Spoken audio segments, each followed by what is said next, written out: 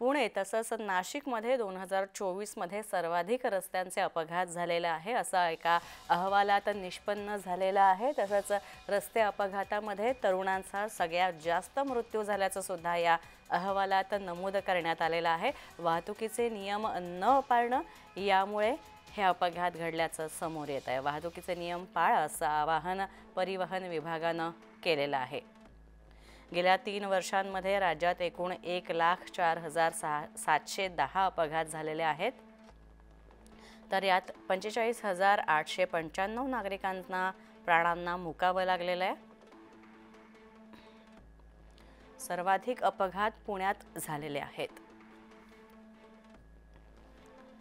तर 2024 मध्ये पुण्यात 3,445 अपघात झालेले आहेत।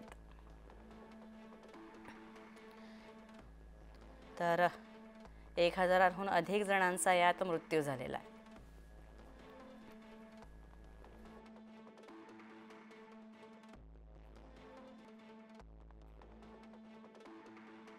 तर मृत्यू पावलेल्यांपैकी 66% हे तरुण आहेत।